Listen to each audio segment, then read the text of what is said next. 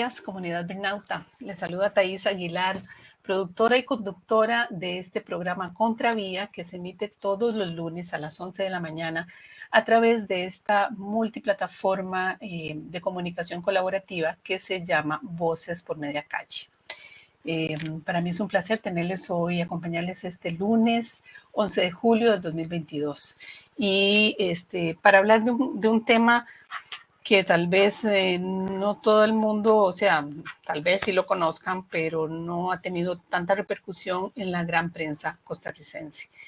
Pero bueno, estamos contribuyendo acá para darlo a conocer y para despertar un poco a nuestras conciudadanas y nuestros conciudadanos alrededor de un tema tan delicado como el que expone este libro, que me lo leí recientemente, verán que lo tengo todo marcado, que se llama El Destructor de Vidas y Sueños. Este es un libro de doña Flora Fernández Amón.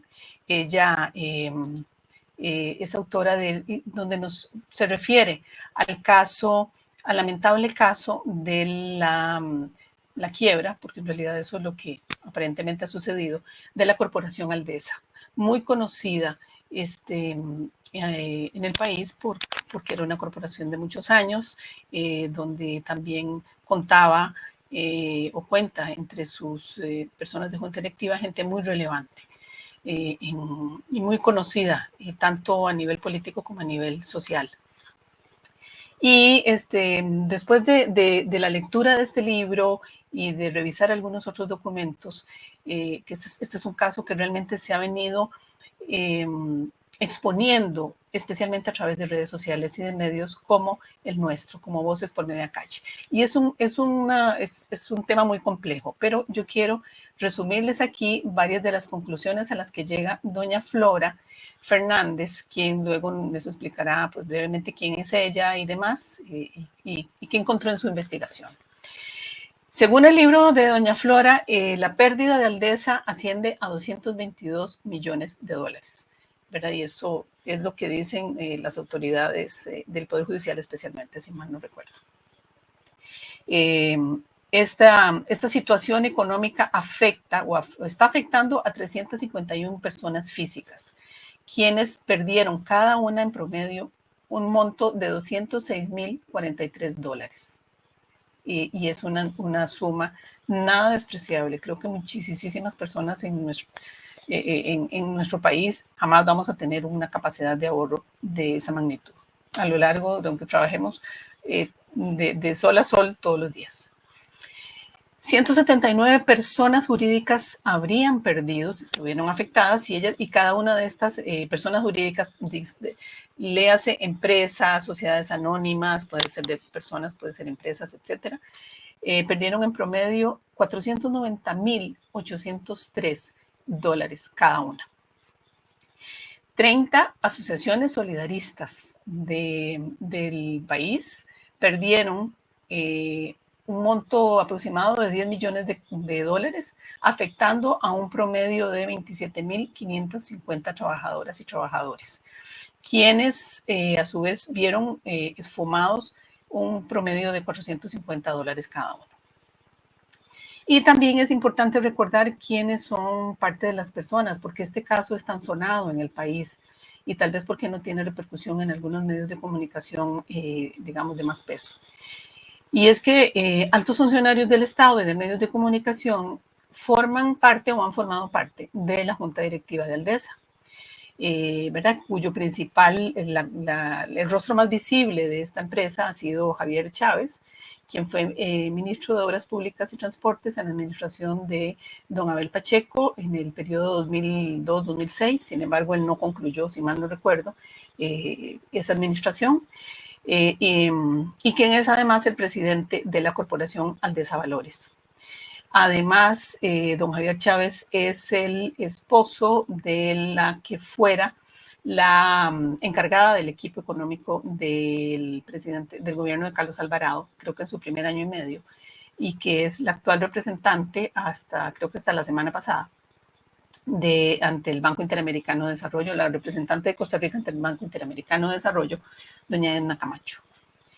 Y otras personas también muy conocidas, vinculadas en la Junta Directiva del DESA, son el periodista Eduardo Ulibarri, exdirector de La Nación, y la exministra de Hacienda y actual superintendente de pensiones, Rocío Aguilar. Y quiero destacar algunas de las cosas que aparecen de los documentos que se adjuntan en este libro, y es que en uno de ellos es un pantallazo, como decimos popularmente, del perfil del Facebook de don William Hayden, quien es un reconocido economista y fue gerente general del Banco Nacional durante bastantes años, quien escribió en su cuenta de Facebook el 15 de junio del 2019 que la Superintendencia de Valores, o más conocida como la SUGEVAL, es la responsable de permitir el descalabro de Aldesa, porque no reguló debidamente los procesos de esta compañía. Y él aduce que debería ser enjuiciada porque la SUGEVAL formó parte de toda una red de cuido que encubrió los malos negocios de Aldesa. Entonces, para hablar de este tema, yo quiero traer acá a la autora de este libro, que es doña Flora Fernández. Bienvenida, doña Flora. Muchísimas gracias, muy buenos días. Realmente es sobrecogedor esta entrevista.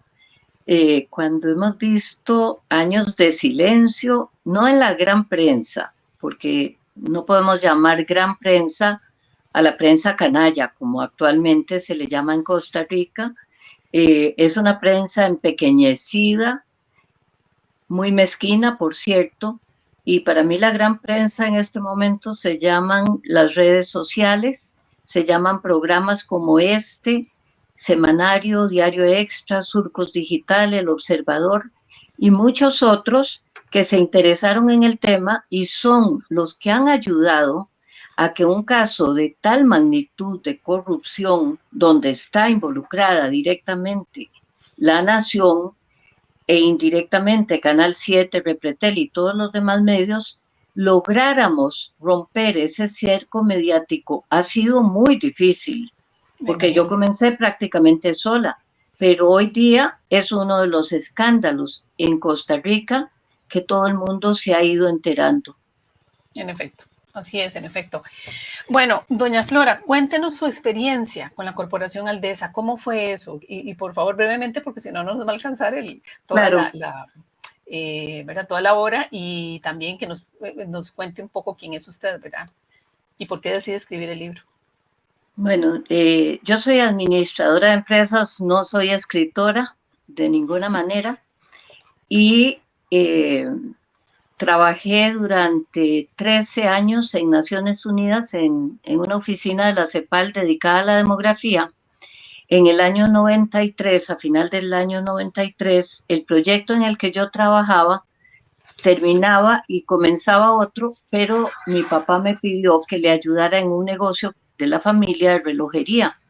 Y justamente en esos meses en que estoy en ese negocio, él falleció y mi mamá y toda la familia se quedaron, bueno, ¿y ahora qué hacemos? Era un negocio, ya en ese momento tenía como 80 años de existencia. Wow.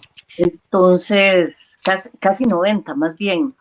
Y en el año 1905 fue fundada, así es que estábamos cerca del centenario y con una desolación pavorosa. Entonces, yo me dedico de nuevo al negocio y vuelvo a trabajar en él. Siempre he dicho que yo trabajo en ese negocio desde los 6 años, porque vivíamos en la parte de atrás del negocio y cuando era niña me tocaba trabajar. Eso de explotación de los niños no existía en buena hora. Así es que yo pasé toda mi vida en ese negocio, excepto los 13 años en Naciones Unidas. Cuando yo estudiaba administración de empresas, me asignaron un trabajo sobre la recién creada Bolsa Nacional de Valores. Cuando llamé a la Bolsa de Valores me dijo, no, llame a un puesto de bolsa. Y de casualidad llamé a Aldesa, me dieron varios teléfonos y seguro por orden alfabético me fui por Aldesa. Claro. Y don Oscar Chávez, que era el fundador de Aldesa, me dijo, véngase, mijita, yo aquí la atiendo. Y él era profesor universitario, así es que no le resultaba algo muy extraño. tuvimos una entrevista muy simpática porque yo era muy fiebre del cooperativismo y él también, y se nos fue todo el tiempo hablando de cooperativismo. Y yo Interesante. encontré una persona con altos valores humanos, porque el cooperativismo no es el mercantilismo, no es ese Claro, mundo horrible. Entonces claro. tuvimos una excelente entrevista, nos entendimos perfectamente bien, pero no hablamos de bolsa. Tuve que volver y cuando regresé se enteró que yo era hija de Julio Fernández, que era su relojero. Terminó el trabajo y yo quedé muy bien impresionada y me Claro. dijo, cuando tenga algunos inquietos que ahorrar, tráigalos porque aquí con ética, y me dio todos los valores más altos. Obviamente yo confié y el primer carro que me compré fue con los ahorros que tenía en Aldesa y los retiré y ya todo muy bien. Claro, que usted tuvo Y una buena pasó mucho experiencia. tiempo, perdón, Que usted tuvo una buena experiencia en ese sentido pero con la empresa. magnífica, Sí, sí, magnífica. sí, Yo con el y dueño, quedé claro, como encariñada con el señor. claro. Después lo dejé de ver, más bien eran épocas en que me casé, que teníamos que comprar casa y éramos más bien los deudores, entonces no era una época de ahorro ni nada por el estilo. Claro, Así es que esa fue mi primera y magnífica experiencia con Aldesa que nunca creí que algún día fuera a cambiar. qué pena, qué pena. Entonces, ¿y por qué decide escribir el libro? ¿Cuál fue bueno, eso fue su experiencia personal, pero ¿qué fue lo que pasó con su familia de Aldesa Bueno, después? el 8 de marzo del año 2019 recibo un correo electrónico donde Aldesa dice, Javier Chávez, el presidente de Aldesa, dice que tienen un problema de liquidez y que durante 3 años no van a poder pagar los intereses. A los 3 años van a devolver el dinero que la gente tiene ahí colocada y pues con una tasa de interés más baja porque entraban en un proceso concursal. Para mí todo eso era absolutamente un lenguaje desconocido, era chino puro. Sí, pero perdón, En, antes de eso, porque es un poco para rebobinar, para que la gente que nos acompaña lo comprenda, qué tenía su familia en Aldesa. voy a devolverme un momentito Sí. porque a mí me asustó, porque si no tenía dinero en Aldesa no tenía ninguna razón de Claro. asustarme. Y además, Resulta, perdón, porque hay un dato interesante. Si eran 3 años, ya pasó, ya esos 3 años pasaron. Acaban de correcto, terminaron este año. Vale, hace sí, 4 meses y un y poquito. 5 días. Exactamente. Resulta que cuando mi mamá llega a los 76 años de edad, yo no me daba cuenta porque el Alzheimer es una enfermedad que es muy lenta, no es que de un día para otro, no es un cáncer Es un, fulminante, es un no proceso, es así un coma es. diabético. El Alzheimer es algo que empieza imperceptible. Sí. Y me llamó un día y me dijo, mijita, no encuentro el cupón del certificado de depósito. Ella tenía su plata siempre, toda la vida, lo más seguro posible, porque era una persona que había perdido su familia todo varias veces. El libro relata todas esas pérdidas. Entonces ella tenía horror a perder sus ahorros, de manera que siempre los tuvo en el sistema bancario nacional muy bien colocados. Bien Y me resguardados. llama un día y me dice, mi hijita, no encuentro el cupón del certificado. Me voy en carrera a la casa y cuando veo antes en esa época los cupones eran, o sea, los certificados de depósito era un papel que tenía a un lado una serie de cupones que las señoras o los dueños de los cupones los cortaban, iban al banco, depositaban eso, era como decir efectivo al vencimiento, Sí.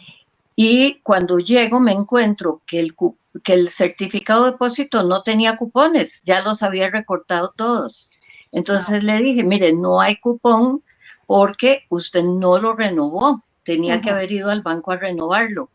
Ay, qué cabeza la mía, me dijo. Y ella era muy amiga de Eduardo Lizano Fait, que había sido el presidente del Banco Central y que era la persona que siempre la había conducido y que siempre le decía cómo hacer las colocaciones.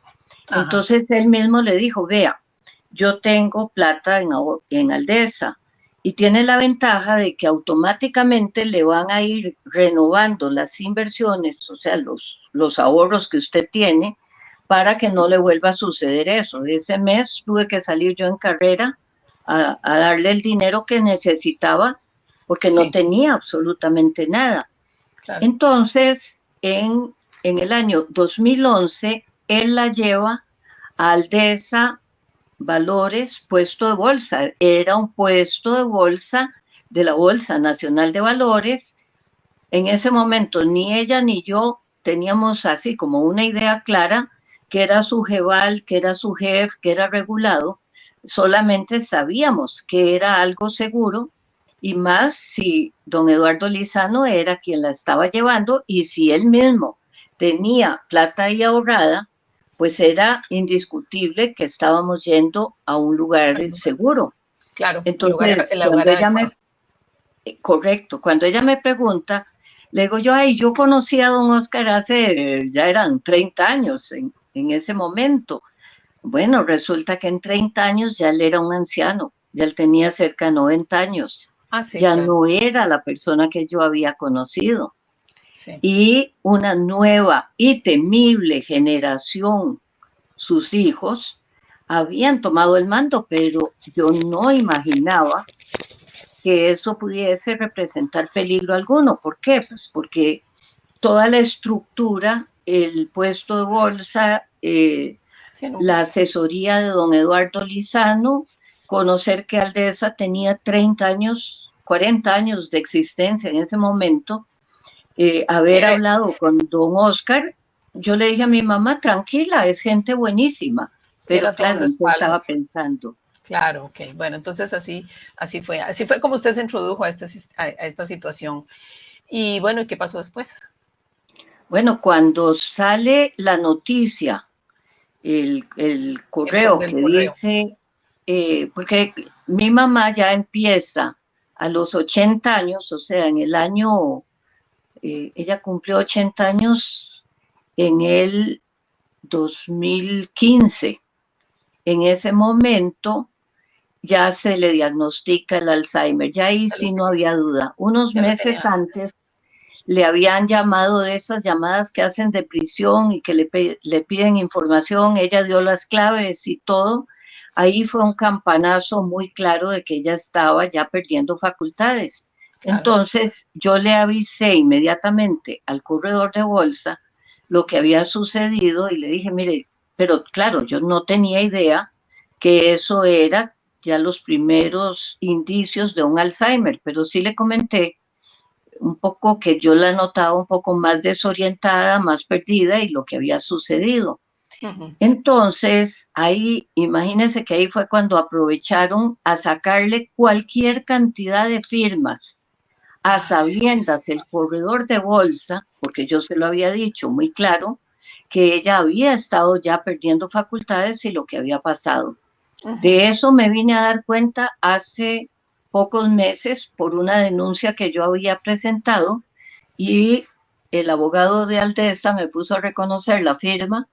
Cuando yo vi la firma de mi mamá en esos documentos Y la hechas fecha. en octubre del 2015, cuando ya estaba totalmente desconectada de la realidad, ahí me di cuenta exactamente por dónde venía El la asunto. estafa, el fraude, el despojo más indecente que alguien podía haberle hecho. Y esto no lo hizo solo el corredor de bolsa, esto es hecho por Óscar Chávez, que era el presidente del puesto de bolsa, y Javier Chávez, que era el presidente de Aldesa Corporación de Inversiones, que resulta que se había salido de regulación. Esto es una indecencia, porque manteniendo el nombre, la papelería, el lugar y todo, cambian en los membretes y aquí fue donde me encontré que era el fraude. Mi mamá llegaba con dinero y lo depositaba en Aldesa Valores puesto de bolsa. El corredor venía y le hablaba de las posibilidades de tener mejores ingresos, Mejores porque, rendimientos.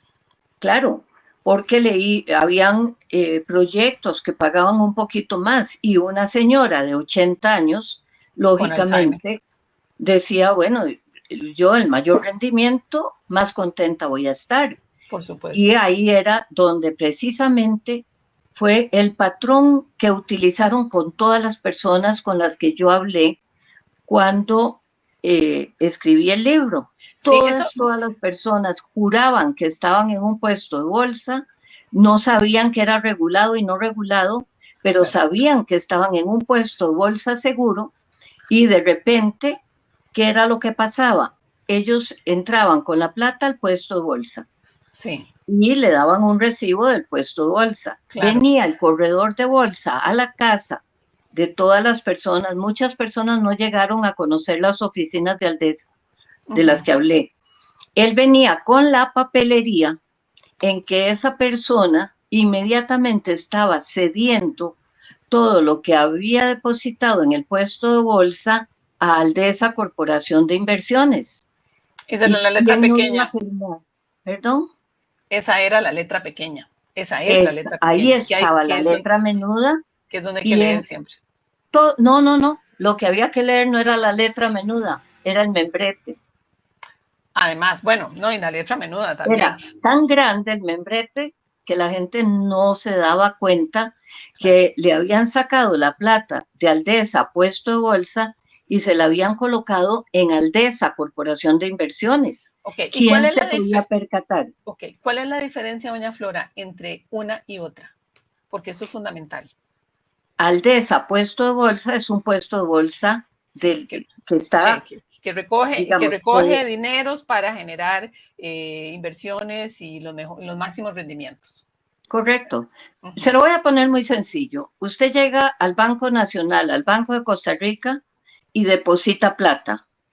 Y ahí usted está tranquila porque le mandan el estado de cuenta de que usted tiene la plata en el Banco de Costa Rica. En ningún momento se la sacaron del Banco de Costa Rica. Pero el Banco de Costa Rica, usted entrega la plata al cajero, pero detrás de la pared donde está el cajero hay un casino y su Sí, plata se fue al casino. Pero sí. como el casino se llama Banco Nacional de Costa Rica o Banco de Costa Rica, usted no se dio cuenta que decía Casino Banco de Costa Rica. Eso fue lo que hicieron. Entonces, el membrete se veía exactamente igual, el logotipo era igual, los teléfonos eran iguales, el corredor era el mismo, pero el dinero ya no estaba en la parte segura, ya no estaba en un puesto regulado, sino que había pasado al casino de las inversiones que ellos hacían, que no tenían ni pies ni cabeza, que en realidad no existían y que manejaban todo como si fuese una caja única. Bueno, pero Entonces, doña Flora, ¿cuáles son esas otras empresas donde ellos trasladaban ese dinero que pertenecían o pertenecen a Aldesa? Esa es mi ahí pregunta. estaba la otra parte de la trampa, que Uh -huh. llegaba y le decía al corredor, mire, para que no tenga todo en un solo lugar, que era un bono del Estado o los bonos de Garavito que tenía mi mamá, que lo único que tenían que hacer era entregarles Los los dividendos. intereses cada mes y depositárselos y nada más. Ellos cobraban comisiones, no es que lo hacían, Claro. no eran la Madre Teresa de Calcuta. Uh -huh. Entonces, vino el corredor, por ejemplo, y le dijo, vea, es que es mejor diversificar. Entonces, vamos a meter en Graviton, que es una empresa que trabaja con energías limpias. Actualmente las energías limpias son las que están a la cabeza. Imagínense, Sí, pudieron haber dicho que eran carros eléctricos o claro. que era alumbrado público con lámparas LED. Cualquier cosa de esas sonaba como un proyecto muy Sí. positivo, muy bueno.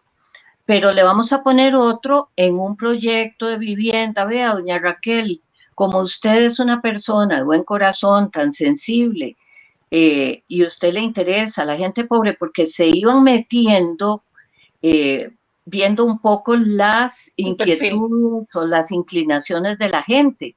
y ella le había contado que había hecho una gran donación para el sueño de Navidad y todo el cuento, porque ella era una persona realmente muy sensible.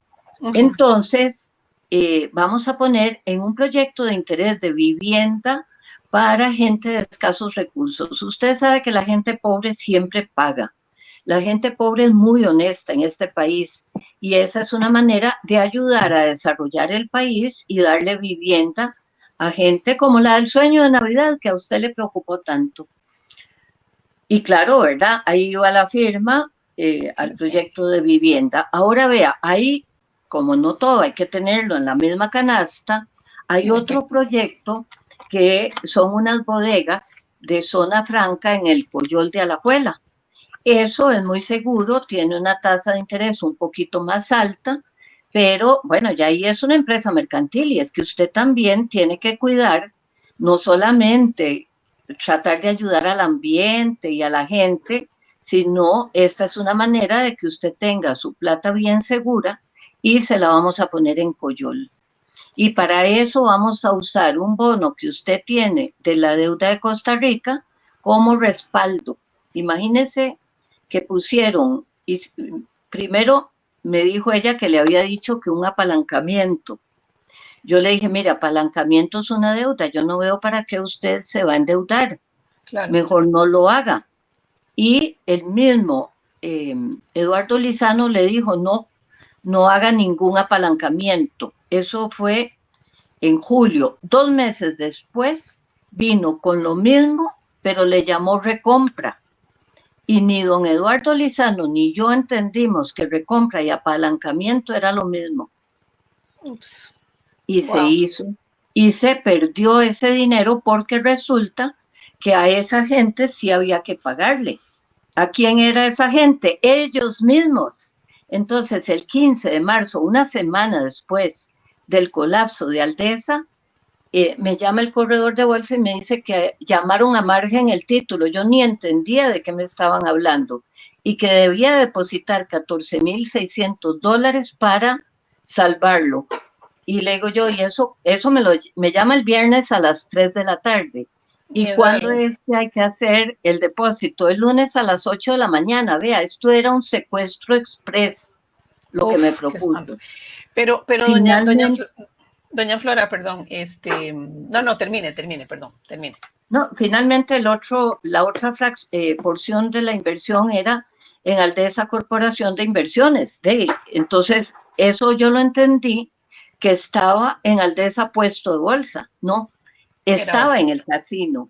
Y Aldesa Corporación de Inversiones era la plata que se llevaron a otro proyecto que ellos tenían, que ya estaba fracasado, que se llama Monte del Barco, que estaba regulado, y mi mamá siempre le tuvo pánico al proyecto Monte del Barco, y la mitad de su capital se fue de Aldesa Corporación de Inversiones a Monte del Barco. Pero además ellos tenían un contrato con el puesto de bolsa que le cobraban al puesto de bolsa comisiones por meter la plata en Aldesa Corporación de Inversiones.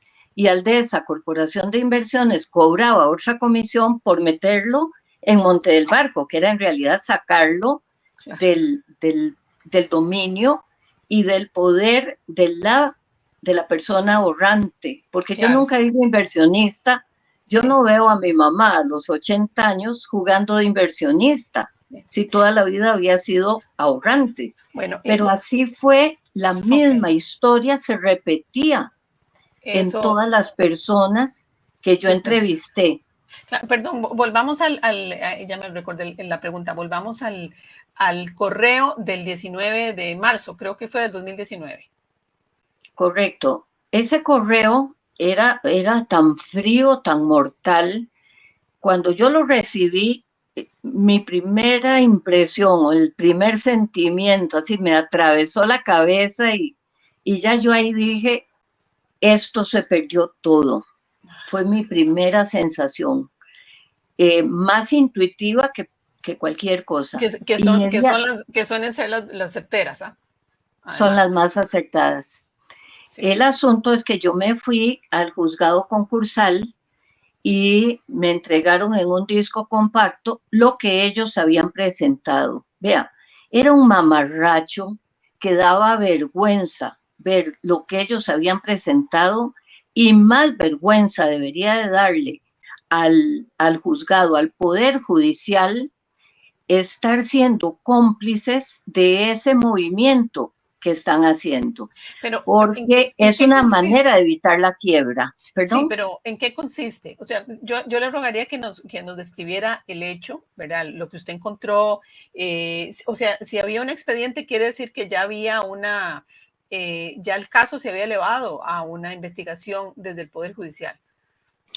El 8 de marzo, en realidad ellos desde creo que fue finales del 2018 o principios del 2019, ya habían hablado con la SUGEVAL para presentar, se llama un recurso de administración con intervención judicial, es decir, ponen la empresa en manos del Poder Judicial y el Poder Judicial es el que se encarga de administrar la empresa, de, según decía Javier Chávez, de verla con lupa y de esa manera hacerse cargo, digámoslo así, de la empresa, sanear las finanzas, revisar bien cómo está todo, eso es por la incompetencia con que lo habían manejado, obviamente.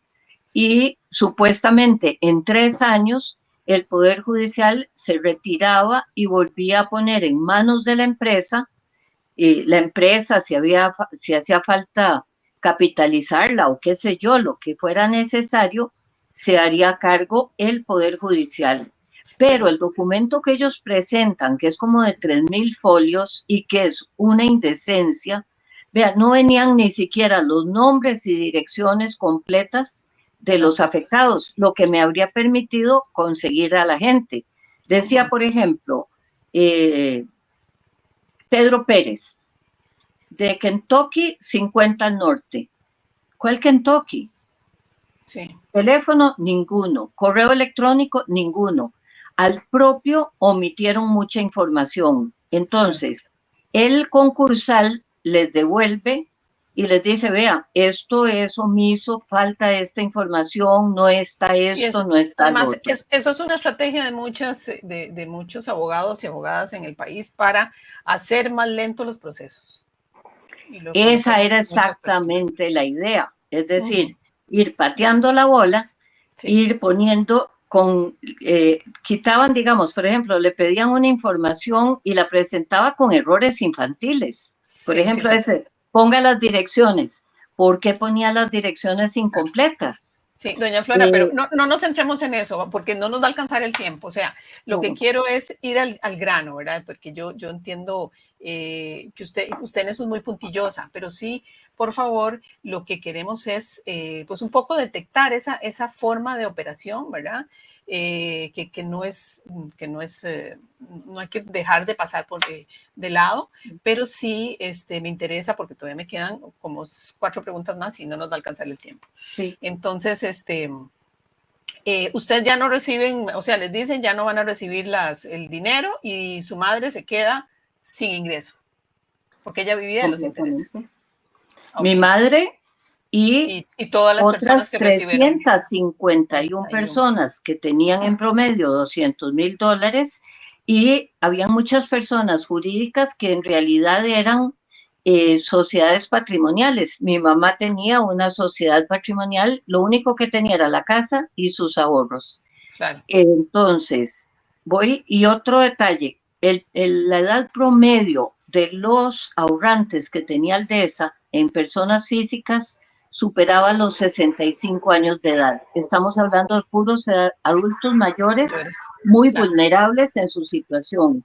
Donde yo veo la situación de mi mamá, el primer mes salgo en carrera, vendo el carro de ella, ¿verdad? Para poder cubrir los gastos. El Alzheimer es una enfermedad muy, muy cara. Sí. Y no llegué a fin de mes. Entonces tuve que vender todo lo que tenía en mi casa, convencer a mi esposo, que fue bastante duro, porque para él de un momento a otro decirle, nos vamos a vivir a la casa de mi mamá, ¿Y por qué a la casa de mi mamá? Porque decía el doctor, no podemos Moverla. llevarla a ella a otra parte porque se descontrola. Sí, Y sí, a pierde, veces, se pierde. incluso en su casa, me decía, llévame a mi casa. Y era que quería que la llevara a la casa donde ella vivía cuando era niña, porque recuerdan muy bien lo muy pasado.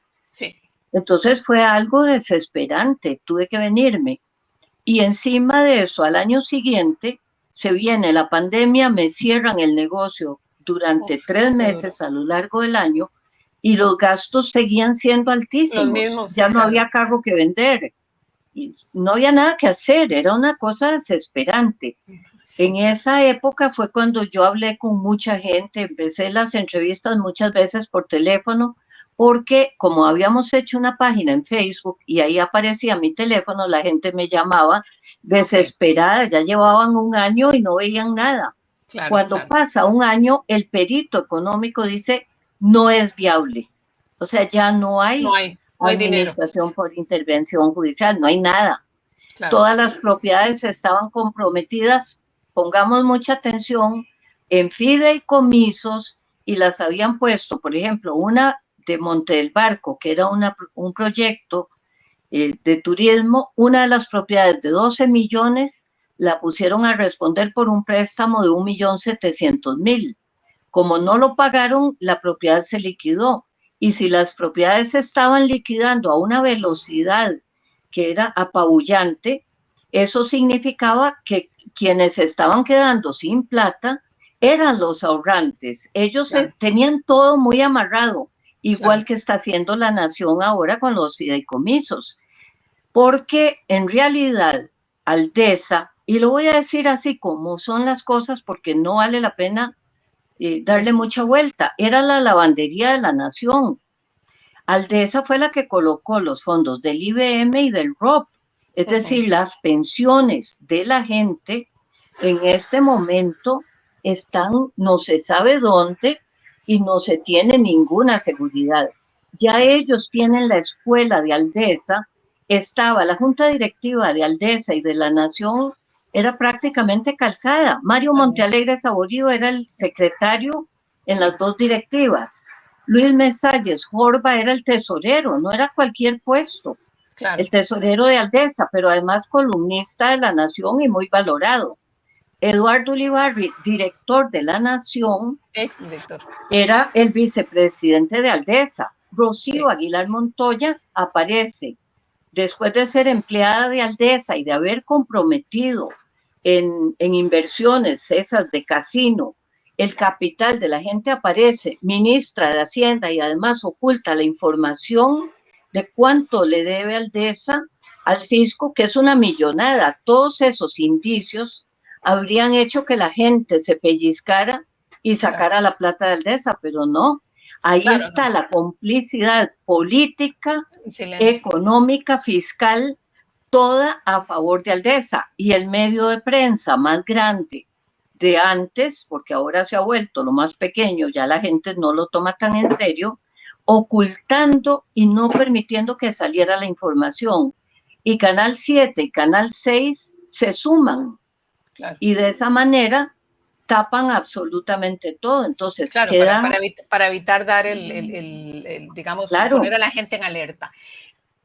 Doña Flora, se nos va acabando el tiempo. ¿A qué le atribuye usted también la actitud de la CONACYF, que es la Comisión Nacional de... ¿cuál era ayúdeme con no, se me es el escapa. Consejo Nacional Consejo Nacional, de ¿sí? Supervisión del Sistema Financiero. Financiero. CONACYF, exactamente. Esa era la entidad. Vamos a hablar Sí, pero en espere un términos de momentito, jerarquía. espere un momentito porque me falta, porque es que son muchas entidades y eso es lo que en el fondo hace más complejo esta situación. La actitud de CONACYF, la actitud de la SUGEVAL, que es la Superintendencia General de Valores, y la de la SUGEF, la Intendencia General de Entidades Financieras. Se supone que Aldesa debió haber estado regulada, especialmente por la SUGEVAL y la SUGEF. ¿Qué pasó? ¿Para qué están esas superintendencias? Para pagar salarios altísimos a los superintendentes. Ahí se lo resumo todo. Ahora, le voy a explicar cómo viene la jerarquía. Sí, Está por favor. arriba el Banco Central, ¿verdad? El Banco Central es el que supervisa toda la parte económica financiera del país. Sí. Luego, bajo el Banco Central está esa CONACYF, ¿verdad? Que es la que supervisa las superintendencias. En CONACYF, el presidente a partir del año 2014 se llama Luis Carlos Delgado Murillo. Y este nombre es muy importante porque él es hermano de Óscar Delgado Murillo. Hasta ahí no estoy diciendo nada que le importe a nadie, pero es que Óscar Delgado Murillo está casado con Floria Chávez Bolaños, que es la hermana de Óscar y Javier Chávez. La época de mayor desorden y desastre en Aldesa se concentra del año 2014 al 2019 y es exactamente el mismo periodo en que Luis Carlos Delgado Murillo es el presidente de CONACYF. De CONACYF depende en Sujeval, que es la que tenía que atender todo lo relacionado con títulos valores, estamos hablando del puesto de bolsa. Y la SUGEF, las entidades financieras. Así es que Aldesa, Corporación de Inversiones, se sale de regulación, pero no deja de ser una entidad financiera. Claro. ¿Y qué hace SUGEF? Apenas se destapa el escándalo, dice Bernardo Alfaro, que era el superintendente de la SUGEF, de las entidades financieras, yo me voy de aquí, y aparece de presidente o de gerente del Banco Nacional y dice, es que la ley tiene muchos vacíos, zonas grises y oscuras. Lo mismo dice María Lucía Fernández, que todavía sigue de superintendente con un salario de 9,5 millones. Por eso le digo, lo único que hacen es pagar sueldos altos. Y ella dice, sí, no, la ley está incompleta. Digamos, démosles el beneficio de la duda, la ley está incompleta. Eso lo dijeron en 2019. Viene después la pandemia, viene un debilitamiento de todo el sistema económico mundial. ¿Y qué hicieron para remediar esa situación? Esos vacíos y esos grises que dicen ellos que tienen las leyes? Nada. Lo único que hizo la SUGEVAL fue modificar en el reglamento que en la eventualidad que se repitiera una situación como la de Aldesa, no se hacen responsables. Para eso tenemos la superintendencia. Bueno, lo mejor que podemos hacer es cerrarlas y con lo que se recauda en 2 o 3 años, ver si se puede subsanar la pérdida de los afectados de Aldesa. Eso sería mucho más inteligente y pasan todo el tiempo de la pandemia y no resuelven nada, porque yo puse una denuncia el día 1 de abril del 2019 ante la SUGEVAL por lo que nos había sucedido y hasta en mayo de este año me llaman a una audiencia y de esa audiencia a que resuelvan algo pueden pasar cualquier cantidad de años. Lo único que yo sé es que no me devuelven un céntimo por esa audiencia. De ahí la indignación. Doña Flora, en todo esto también estábamos hablando, usted nos contaba que la gente no se pellizcaba, no se daba cuenta de lo que estaba pasando y demás. ¿Por qué cree, a qué le atribuye usted ese silencio, verdad? Y es que además usted cuenta en su libro, por ejemplo, el caso, y vale la pena recordarlo, el caso de una argentina, una ciudadana argentina que también pone parte de su dinero en Aldesa, y ella había salido, lo había sacado, bueno, se vino al vivir a Costa Rica, a raíz de lo que había sucedido en el 2001 en Argentina con el corralito. Rápidamente les recuerdo que el corralito fue una situación muy dura en Argentina, donde le impidieron a la gente, sobre todo de clase media, sacar sus ahorros del sistema bancario por un problema de liquidez igualmente. Y aquello generó yo recuerdo perfectamente esas protestas que fueron masivas en Buenos Aires y muchas otras ciudades de Argentina, y eso provocó la caída del presidente Fernando de la Rúa en ese momento. Y en contraste, en nuestro país no pasa nada. ¿Por qué? ¿A qué le atribuye usted eso? Hay varios factores. Primero, el silencio de la prensa fue mortal y Sí, eso fue muy bien calculado. Eso claro. es el primer factor. El segundo factor es que la mayoría de los ahorrantes son adultos mayores. Cierto. Muchos. Yo calculo que ya por lo menos unos 50 de esos 350 ya fallecieron en cuenta mi mamá. Y tal vez más. Pienso que muchos Wow. más ya fallecieron. Hay una muy grande cantidad de estos adultos mayores en una cama que no los pueden atender sus hijos como ellos merecen. Entonces, ¿por qué no los pueden atender? Porque están trabajando, como me pasó a mí, para Para atenderlos, que atenderlos. no se pueden ir a la casa, tienen hijos o tienen, son gente joven que no pueden, como en el caso mío, yo ya soy adulta mayor, pensionada y estoy trabajando para seguir sosteniendo Claro.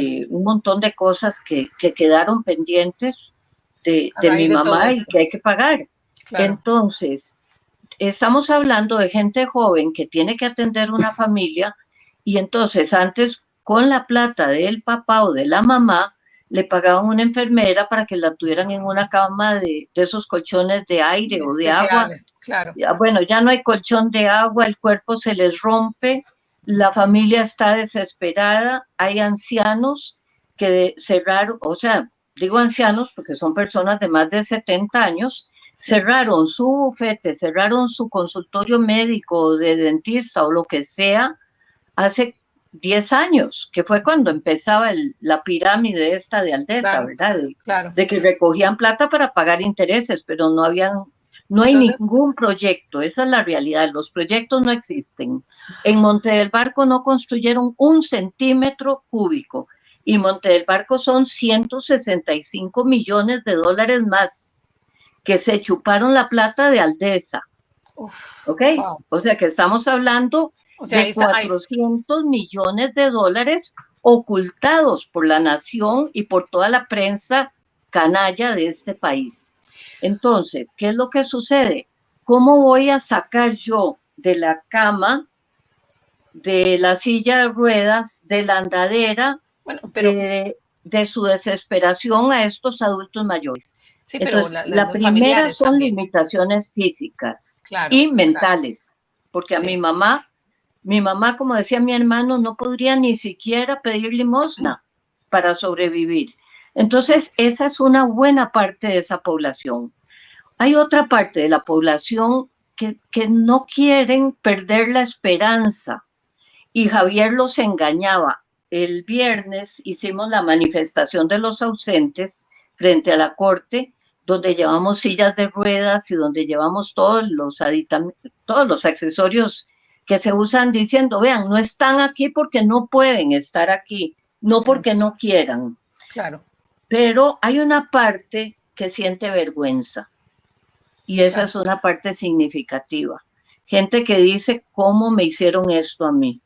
Entonces, les da tanta vergüenza o tienen negocios, por ejemplo, en personas jurídicas. Muchas personas jurídicas eran pequeñas empresas que quebraron porque en la pandemia con ese dinero habrían logrado sobrevivir. Bueno, ya no Claro. existen.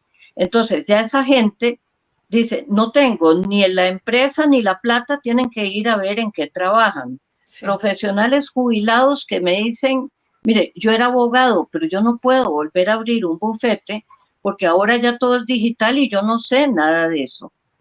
Entonces, esa es la gente que tiene que salir todos los días a ver cómo hace ¿cómo se las para, arregla? para vivir. Adultas mayores, tengo una de 78 años, está muy bien de la cabeza, físicamente fuerte, no tiene un céntimo. Aquí Entonces, está. esa señora con 78 años de edad, extranjera, para más, porque hay también una cantidad inmensa de extranjeros que este caso está dejando al país, pero por los Sí, suelos. Es sí, una pero cosa espantosa. cuéntenos lo de esta señora, la de 78 años que está haciendo para sobrevivir. Esta señora tenía su propio apartamento, se pasó a vivir con los hijos Entonces los hijos tenían un condominio con 3 dormitorios. Ujú. Dos niñas, una Cada una en en un una habitación. dormitorio y la Ujú. mamá y el papá en la otra. Entonces tuvieron que pasar a las 2 niñas a dormir en el mismo cuarto Ujú. para darle la habitación a la abuelita. Entonces las niñas pelean todo el día que esta vieja que nos quitó la El comodidad que espacio teníamos, porque así pasa. para, para Esa poder es una vivir historia del alquiler. Ella entonces vive el alquiler no de su podía pagar apartamento. el alquiler ni la comida. Entonces, para Claro, tener un poquito de dinero sí, en el monedero, para no pedirle a para nadie. nada a los Sí, sí, hijos, esta señora está trabajando, haciendo costuras, haciendo cocinas, incluso va a limpiar casas de habitación. Una señora que tenía sus ahorros, digamos, bien en hecho. promedio unos $200,000 y con eso vivía tranquilamente. Ve el Claro, nivel de humillación que hasta las nietas son groseras con ella qué espanto. y los papás todo el día salen a trabajar y la señora prefiere ir a trabajar en lo que sea antes de Sí, tener que estar enfrentando a sus nietas, sí, así que malcriadas. ofendiéndola. Esa es la Claro. situación de todos, la Doña Flora, desesperación. ¿y a qué atribuye el silencio de las asociaciones solidaristas, que también muchas tenían dinero ahí moviéndose? Se calcula que eran, usted da el dato de 30 asociaciones solidaristas, que son 33, 33. Ah, bueno, ok, 33. y tenían un promedio de 12 millones de dólares. Entre Miren, todas. aquí 12 millones de dólares Sí, tenían colocados en Aldesa. Vea, aquí el gran problema son las cúpulas, las dirigencias, porque la dirigencia solidarista guarda silencio cómplice y vea, yo le voy a preguntar, ¿qué han dicho las cámaras absolutamente empresariales en nada. Costa Rica? Nada, porque son Absolutamente nada. compinches entre sí. Claro. Todos ellos tienen vasocomunicantes por debajo y todos están encubriendo a Javier Chávez, a Eduardo Ulibarri. Ellos tienen, como decir, una simbiosis. Yo no te toco y vos no me tocas. Sí. Entonces, los presidentes de las juntas directivas de las asociaciones solidaristas colocaron la plata bien, con la misma seguridad con que mi mamá y Y todas las eh, personas que pusieron todas su las plata ahí. personas, las 600 personas físicas y jurídicas y solidaristas, colocaron la plata bien, ellos no son los responsables. Sí. La dirigencia del solidarismo está encubriendo a la gente de Aldesa, pero Sí. las cámaras encubren. La También. dirigencia del solidarismo no hace absolutamente nada. ¿En qué Sí, sí, no, están? no se han Imagínense que manifestado. Albino Vargas salió a defender a las asociaciones solidaristas. ¿Cómo la ve? Wow. Bueno, eso dice mucho de todo, de cómo se cocinan las cosas en el país. Se están cayendo todos los velos, Eso sí, ¿verdad? eso sí. Eso siempre es importante. Y doña Flora, ¿qué sigue ahora? Porque la semana pasada ustedes tuvieron noticias, creo que de la CONACYF, me parece. Eh, ¿Y qué ha salido recientemente alrededor de este caso? Vea, es que CONACYF se ha centrado solamente en regulado y no regulado. Eso es una visión absolutamente equivocada, Estrecho. porque como entidad, si Aldesa, Corporación de Inversiones, tenía dentro de sí, porque es la cúpula del puesto de bolsa y de todo lo que ellos manejaban, tenía dentro de sí un puesto de bolsa, no podía decir nosotros no estamos regulados y ellos sí. Y la CONACYF y todos han venido siguiendo esa pauta que marcó Aldesa. No, todo tenía que estar regulado porque cualquier oferta privada que supera 50 inversionistas, entonces es oferta Sí, pública. Y claro. como oferta pública tiene que quedar regulada, pero no lo aceptan. Entonces, vea, otra vez son las cúpulas las que nos tienen fregados. Entonces, ahora CONACYF llega y en este último documento que sacan, salen diciendo, bueno, que el proyecto Monte del Barco y que lo que está en la SAFI dice, Aldesa, Sociedad, Fondos de Inversión, una SAFI, la pasan para el Banco de Costa Rica. El Monte Perdón, del ¿qué Bar, es una SAFI? una sociedad de fondos de inversión, es decir, recogen plata y la colocan, por ejemplo, hacen como cócteles, colocan un poquito en el Banco Nacional, un poquito en Sí, Recope, otro poquito en el ICE. Lo que llamamos Lo jinetear pueden, la plata. ¿perdón? Lo que llamamos jinetear la plata. No es jinetear, es hacer colocaciones. No, jinetear es que la van usando en otras cosas, que es lo que sí hizo Aldesa. No, lo colocan, hacen como un cóctel, ¿verdad? Ponen un poquito aquí, otro poquito allá. Es una diversificación verdadera. Y esa sí es la única que es viable. La pasan al Banco de Costa Rica. ¿Y sabe qué hace la Junta Directiva del Banco de Costa Rica? Nombran a Luis Carlos Delgado Murillo, fiscal de la SAFI del Banco de Costa Rica. ¿Qué le parece? Esa es la última noticia. Ay, Dios mío. De eso es Es que es poner por todo lado. El problema es el poder económico y el poder político que tiene esta gente y un país que se doblega ante esos valores, porque esos son valores, no los valores reales de una sociedad. Sí, qué sorpresa más desagradable. Entonces, lo único que hay medio recuperable, lo va a estar pastoreando, el lobo va a cuidar las ovejas. Sí. Y entonces, bueno, ya estamos haciendo escándalo en torno a eso, pero vea qué desgastante es todo eso y mientras tanto el Poder Judicial no avanza en nada. Entonces, yo estoy llamando a toda la gente que tiene esta situación, porque ya ahora ya no se enojan conmigo. Al principio se enojaban conmigo porque me decían, pero usted me quita la esperanza. Yo quiero creer, yo quiero esperar. Javier me aseguró que me iba a devolver la plata. Hicieron préstamos para poder vivir estos meses porque él le dijo, pida algo prestado y va a ver que cuando yo le devuelva la plata paga los intereses y lo que pidió prestado.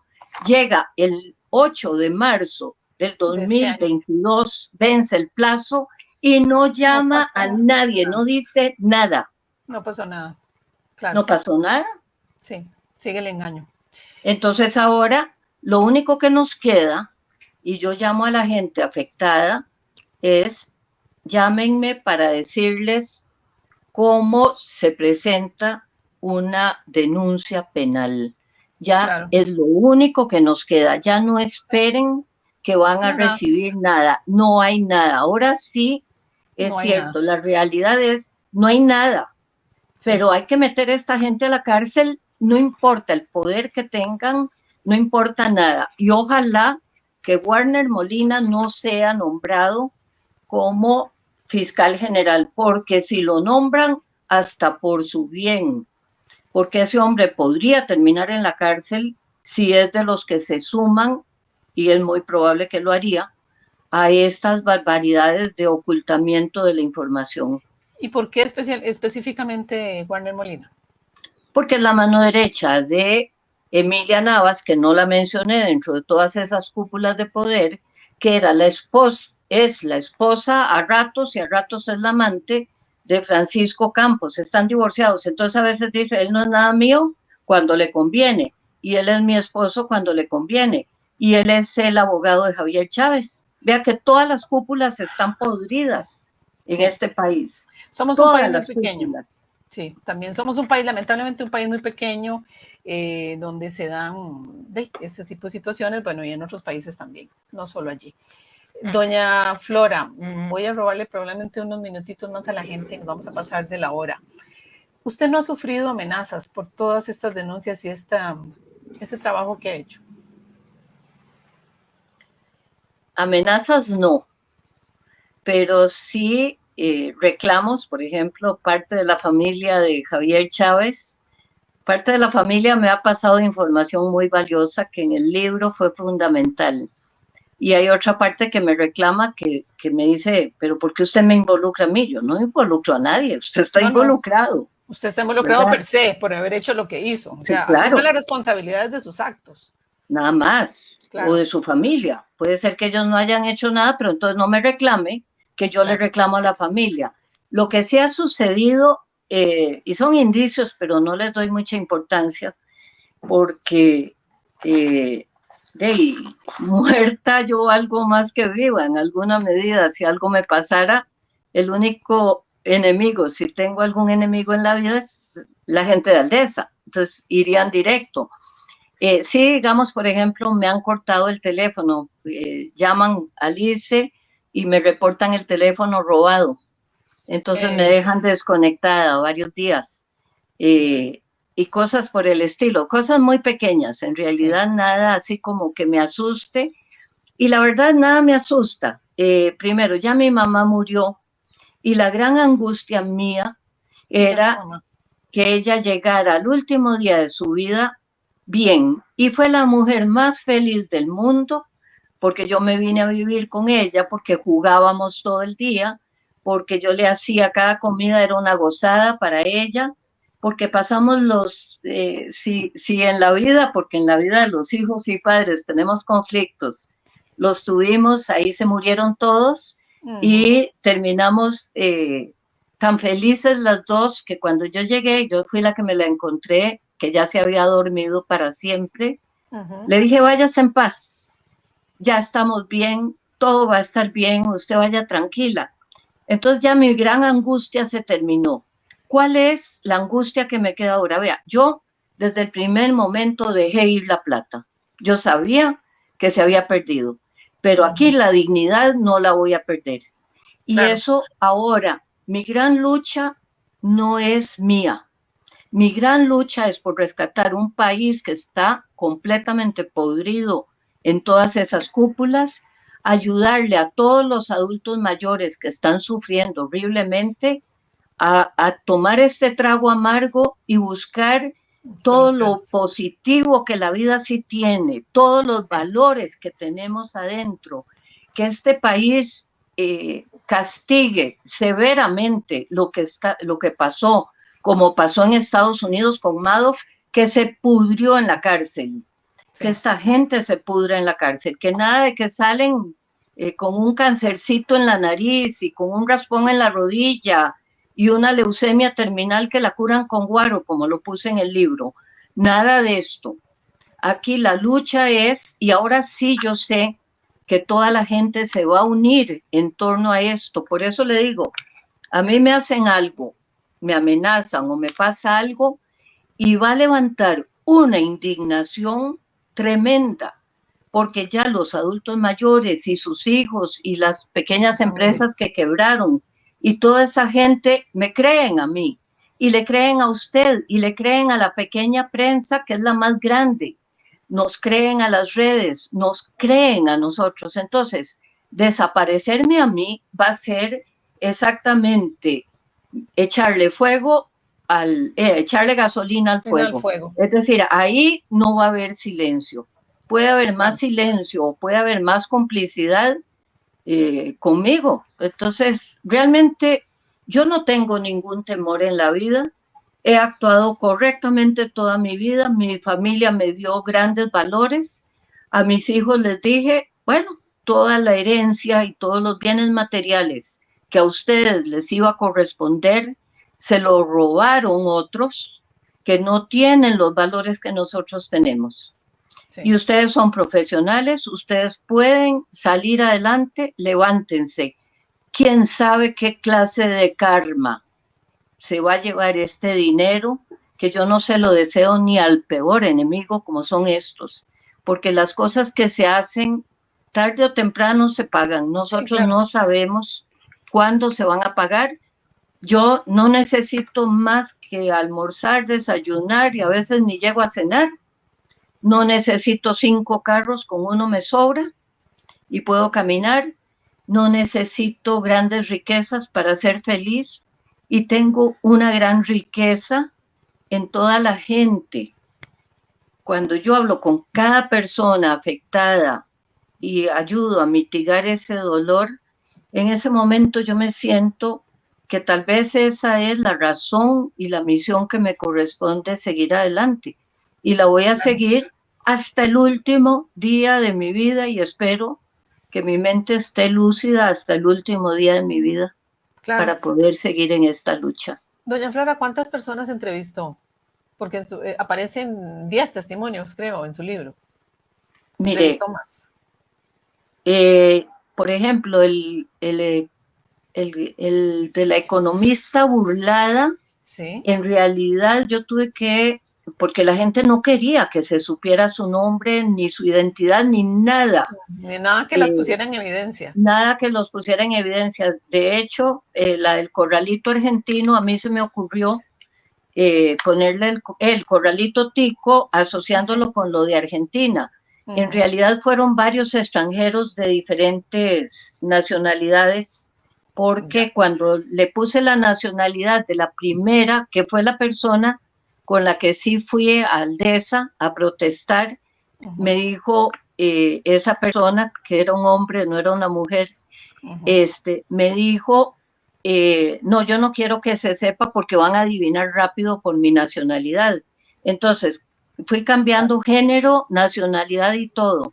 Okay. Y digamos, el capítulo de la economista burlada, que para mí es después de la historia de mi familia, lógicamente, es el que resume todo. El de la economista burlada, yo debo haber entrevistado más de 15 personas para hacer ese capítulo porque cada una era como un rompecabezas, cada una me daba una piecita, pero yo no lograba ver el cuadro completo y al final un experto bursátil fue el que me enseñó cómo era que en el membrete era donde habían hecho todo el fraude. La trampa.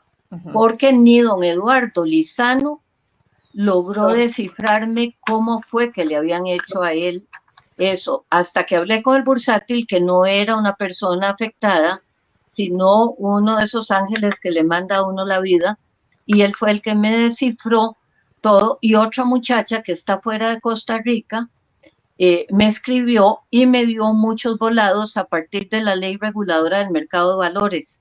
Entonces, ese capítulo es tal vez el más rico de todos en cuanto a información y para descifrar el caso, porque intervino una doctora, intervino muchas viudas, muchas viudas participaron en eso. Entonces sí fue mucha gente la que participó. O sea, la única que fue una sola persona es el muchacho del proyecto ecoturístico y el solidarista, porque los solidaristas, los trabajadores, no saben que perdieron la plata. Por eso tanto silencio. Claro, me imaginé, calladitos para que nadie se entere y no hacer olas, ¿verdad? Correcto. Qué triste. Qué triste. Es triste. Es indignante. Esa es la palabra. Hay gente que me dice, es preocupante. No, señor, esto no es preocupante. No. Esto es indignante. Sí. Y saber y ver, por lo menos en la manifestación del viernes anterior, ver a todas estas adultas y adultos mayores haciendo un gran esfuerzo para presentarse, dejando atrás aquella vergüenza que los retenía de salir a decir, fui estafado, porque a la gente le da vergüenza, es que nadie quiere ser un perdedor. Por supuesto, además eso y es un característico de nuestra idiosincrasia, ¿verdad? Le tenemos mucho miedo al ridículo. Sí, el ridículo y todos los paradigmas de un país de gente igualitica, de un país donde todos somos hermaniticos, claro, y somos pacíficos, y somos pura vida, y somos buenos. Humanos, bueno, vamos bajando todo eso de los pedestales donde están para poner en esos pedestales los valores reales, que son los que se han perdido.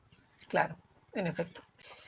Bueno, doña Flora, muchísimas gracias por su participación hoy. Nos hemos pasado un poquito, pero sé que no había un programa a las 12, entonces por eso me permití extralimitarme en el tiempo, pero le agradezco mucho su libro y que me haya permitido entrevistarla también.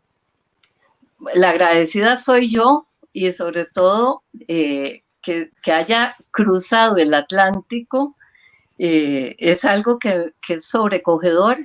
Y es ese poder de uno, el poder que tenemos cada uno, cada una de nosotras, a ejercerlo. ¿Cierto? Sigamos adelante y muchísimas gracias por este espacio tan valioso.